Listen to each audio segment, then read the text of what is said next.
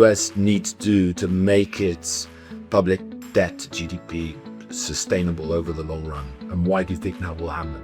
I think, first of all, deregulation of the economy, especially deregulation in terms of energy, to allow for more energy growth within the United States to become less dependent on external sources. Another area I think would be to keep the trade deficit under control. It is necessary for the United States to have a situation in which manufacturing capacity can grow so as to reduce the dependency on other economies in strategic areas, and also to increase exports.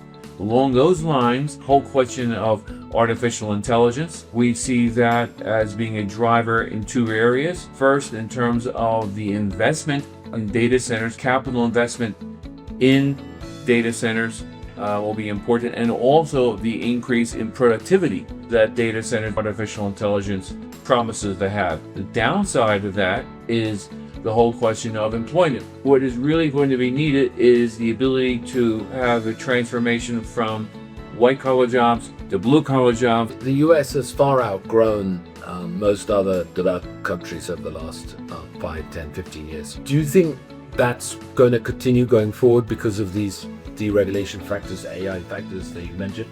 Yeah, definitely. And that's one of the reasons why you have capital flows in the United States, because it is the only area of a major economy that is really significantly growing. The upside of all this money going into the United States is the fact that not only is there a large fiscal deficit, but there is also a large international debt. The U.S. international debt position is extremely negative. The current account deficit that the United States has, because of the trade deficit, will become even larger as that primary income surplus disappears because of all these capital inflows. So what is important is that those capital flows not only finance the fiscal deficit, but also finance what we would call a reindustrialization in the United States that grows the manufacturing sector,